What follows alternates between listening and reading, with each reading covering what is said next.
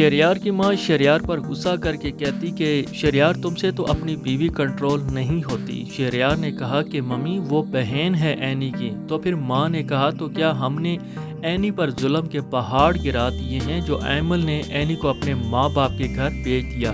Any میرے محروس بچے کی ماں بننے والی ہے۔ ایک ایک قدم احتیاط سے اٹھانا ہوگا اینی کو۔ کیا اینی کو اس چھوٹے سے گھر میں سکون اور سہولتیں ملے گی جو اسے یہاں سے مل رہی تھی؟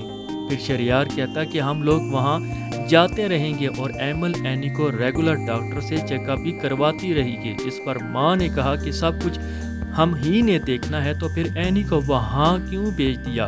اور پھر شہریار کی ماں جذباتی ہو کر دل کی بات کہہ ہی دیتی کہ ٹھیک ہے، اینی نے اس گھر میں رہنا ہے تو بے شک رہے، اب اینی کا اس گھر میں واپس آنا ناممکن ہے۔ جس پر شہریار اپنی ماں کی یہ بات سن کر حیران رہ جاتا اور کہتا کہ کیا مطلب ہے آپ کا، اور جو بچہ ہونے والا ہے اس کا کیا؟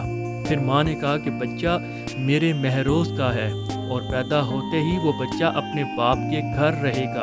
اور پھر شہریار اپنی ماں کی نئی چال چلنے پر پریشان ہو جاتا ہے اور ساتھ ہی کھڑی دردانہ اندر ہی اندر خوش ہو جاتی اور سوچتی کہ ہمارے راستے کے کانٹے خود بخود ہی صاف ہوتے جا رہے ہیں۔ عفان اینی بھابھی اور ان کے والدین کو گھر پہنچا کر واپس جانے کے لیے اجازت چاہتا اور اینی کے والد صاحب عفان کو کہتے کہ بیٹا تم نے خود بہت تکلیف دی اور ہمیں اپنے گھر تک پہنچایا، اس کے لیے میں تمہارا بہت بہت شکریہ ادا کرتا ہوں۔ اور پھر آنے سے پہلے تمہاری والدہ کے ساتھ تلخ کلامی بھی ہوئی، جس پر عفان نے کہا کہ کوئی بات نہیں، بات صرف حق کی ہے اور میں حق کی بات کرنے سے کبھی گھبراتا نہیں۔ پھر آنٹی نے کہا کہ بیٹا تم بہت ہی اچھے اور سمجھدار بچے ہو اور تمہاری ماں گھر کی بڑی ہے، ان کو تو کسی بات کا لحاظ ہی نہیں۔ جس پر عفان نے کہا کہ ممی دل کی بری نہیں ہے، بس وہ کبھی کبھی ایسا بول جاتی ہے۔